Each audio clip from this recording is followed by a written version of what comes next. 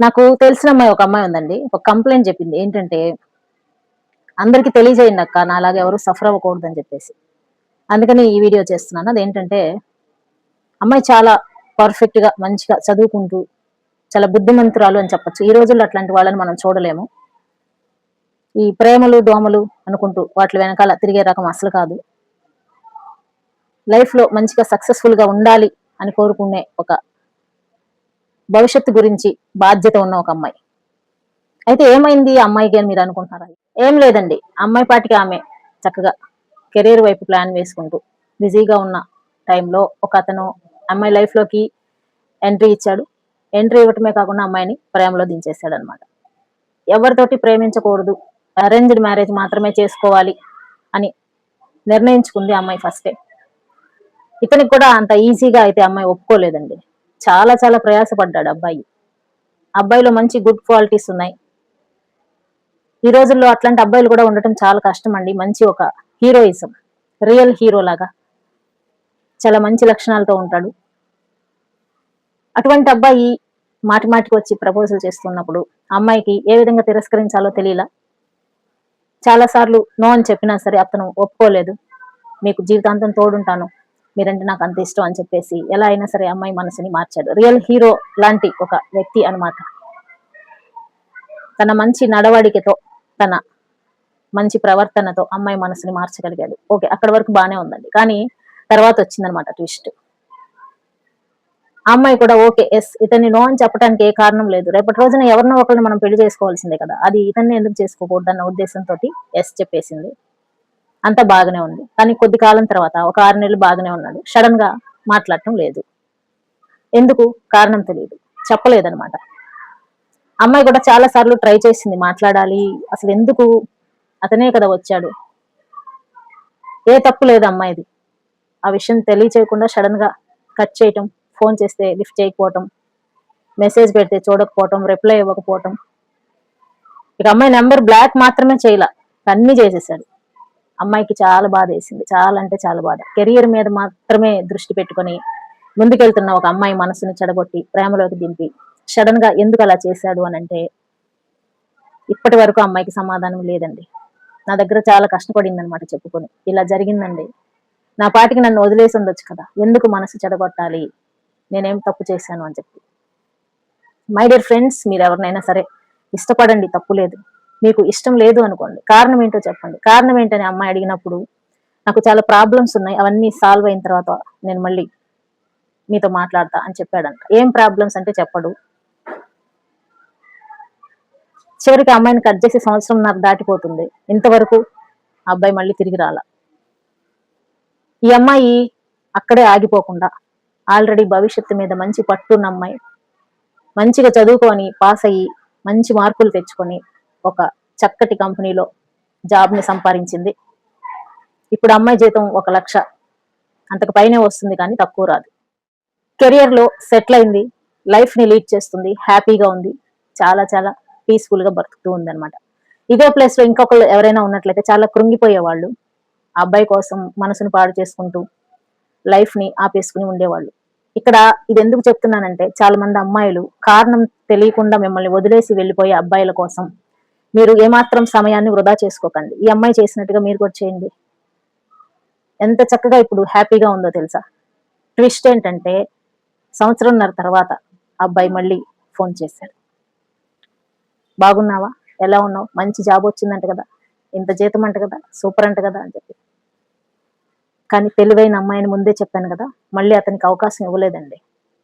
కారణం లేకుండానే చెప్పా పెట్టకుండా వదిలేసి వెళ్ళిపోయిన అతనికి మళ్ళీ ఇంకొకసారి అవకాశం ఇస్తే మళ్ళీ అదే పని చేయడు అని గ్యారంటీ ఏంటి అని ఒకసారి ఆలోచించింది. అతనికి నేను ఎంత మంచివాడును అని చెప్పుకున్నా సరే ఏమాత్రం అవకాశం ఇవ్వలేదు.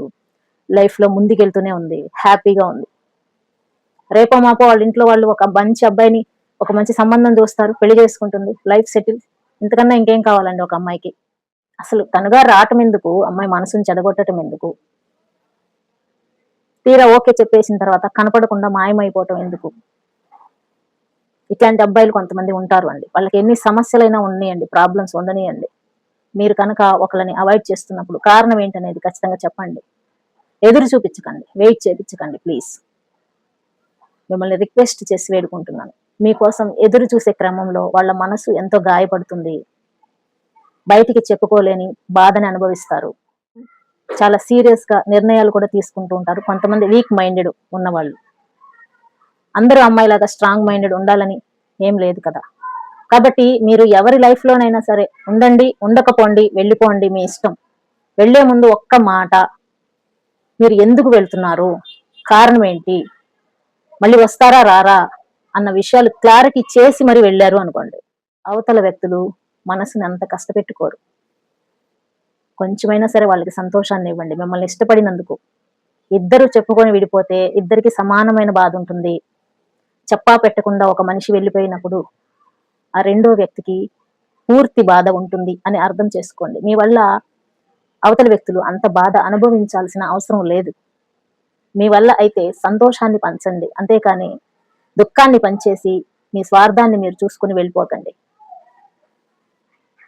గర్ల్స్, బాయ్స్ ఎవరైనా సరే మీ లైఫ్ లో నుంచి మీకు ఇష్టమైన వాళ్ళు వదిలి వెళ్ళిపోయారనో ఏమైనా కారణం కానియచ్చు. నేను ఇప్పుడు చెప్పిన స్టోరీలో అమ్మాయి ఎలా అయితే చేసిందో మీ కెరీర్ మీద దృష్టి పెట్టండి, మంచిగా డబ్బు సంపాదించుకోండి, లైఫ్ లో సెటిల్ అవ్వండి.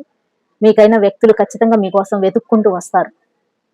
మిమ్మల్ని ఏమార్చేసి చెప్పా పెట్టకుండా వెళ్ళిపోయిన వ్యక్తులు ఎవరైతే మళ్ళీ ఎంట్రీ ఇస్తామని అంటారో దయచేసి అన్నిసార్లు ఎంట్రీలు ఇవ్వద్దని చెప్పేసేయండి. ఒక్కసారి ఎంట్రీలు ఇచ్చినందుకే జీవితం సంకనాకిపోయింది. ఇప్పుడిప్పుడే కోలుకుంటున్నప్పుడు మళ్ళీ వచ్చే రీ ఎంట్రీలు ఇవ్వద్దు అని చెప్పండి. ఖచ్చితంగా చెప్పేసేయండి. ఒకసారి మిమ్మల్ని నో అని వెళ్ళిపోయిన వాళ్ళు రెండోసారి వెళ్ళరు అని మాత్రం అనుకోకండి. వాళ్ళని మళ్ళీ మీరు ఆహ్వానించినా కొద్ది రోజుల తర్వాత వాళ్ళ బుద్ధి చూపిస్తారు. ఒకే బాధని అన్నిసార్లు పడాల్సిన అవసరం లేదు మనకి. అర్థమైందండి? ఒకసారి చూసేస్తారు కదా ఒక వ్యక్తిని, మళ్ళీ మళ్ళీ అన్నిసార్లు చూడాల్సిన అవసరంలా. అన్నం ఉడికిందా లేదా అని చెప్పేసి మొత్తం అంతా అన్నాన్ని పిసికేసి చూడాల్సిన అవసరంలా. ఒక్క మెతుకు చూస్తే తెలిసిపోతుంది. మనుషుల వ్యక్తిత్వం కూడా అంతే. ఒకసారి మోసం చేశారా వాళ్ళు మోసమైన బుద్ధి ఉన్న వాళ్ళు నెక్స్ట్ టైం కూడా చేసే అవకాశాలు ఉంటాయి. కారణం ఏంటో కూడా చెప్పలేని అంత ధైర్యం లేని వ్యక్తులు అసలు ప్రేమించడానికి అర్హులు కాదు అనేది నా ఉద్దేశం. మీరేమనుకుంటున్నారు? మీ లైఫ్ లో కూడా ఇట్లాంటి వ్యక్తులు ఉంటే కారణం ఏంటి అంటే ఫోర్స్ చేసే బదులు వాళ్ళు అంతే, వాళ్ళ బుద్ధి అంతే అని తెలుసుకుని వాళ్ళ నుంచి మీరు దూరం అయిపోయి మీ మంచి జీవితాన్ని మీరు నిర్మించుకోవాలని ఆశిస్తున్నాను. అట్లాంటి వ్యక్తుల కోసం మీ జీవితాన్ని ఏమాత్రం వృధా చేసుకోకండి. అంతకన్నా ఎక్కువగా ప్రేమించే వ్యక్తులు మీ జీవితంలోకి ఖచ్చితంగా వస్తారు. ఒకసారి మీ పేరెంట్స్ గురించి, మీ ఇంట్లో వాళ్ళ గురించి ఆలోచించండి. వాళ్ళు మిమ్మల్ని ఎప్పుడైనా సరే వదిలేసి వెళ్ళిపోయారా? వెళ్ళిపోతామని బెదిరించారా? అట్లీస్ట్ మీ మీద ఎంత కోపం ఉన్నా సరే ఒక గంటో 2 గంటలో మళ్ళీ వాళ్ళే వచ్చి పలకరిస్తున్నారా లేదా? ఒక కారణం లేకుండా మిమ్మల్ని వదిలేసి వెళ్ళిపోయిన వాళ్ళు జీవితాంతం మీతో కలిసి ఉంటారని మాత్రం అనుకోకండి. కాబట్టి మై డియర్ ఫ్రెండ్స్, మన లైఫ్ లో ఎవరు ఉంటారో ఎవరు ఉండరో అది మనం నిర్ణయించాల్సిన అవసరం లేదు. కాలమే నిర్ణయిస్తుంది. మీ నుంచి ఎవరైనా వెళ్ళిపోయారా? వదిలేయండి. మీ లైఫ్ లో ఎవరైతే ఉండాలనుకుంటున్నారో వాళ్ళని మాత్రం ఆహ్వానించుకోండి. మీ జీవితం సంతోషంగా ఉంటుంది. మీకు ఎక్కడైతే రెస్పెక్ట్ దొరుకుతుందో అక్కడ మీరు ఉండాలి. కానీ మిమ్మల్ని లెక్క చేయని వాళ్ళ దగ్గర, మీకు రెస్పెక్ట్ ఇవ్వని వాళ్ళ దగ్గర ఒక క్షణం కూడా ఉండకండి. ఐ హోప్ ఈ వీడియో మీ అందరికీ ధైర్యాన్ని ఇస్తుందని అనుకుంటున్నాను. వీడియో నచ్చితే లైక్ చేయండి. అలాగే మరిన్ని మంచి మోటివేషనల్ వీడియోల కోసం మన ఛానల్ని సబ్స్క్రైబ్ చేసుకోండి. నెక్స్ట్ టైం మరో మంచి యూస్ఫుల్ వీడియోతో మళ్ళీ మీ ముందుకు వచ్చేస్తాను. అంటిల్ దెన్, జై హింద్.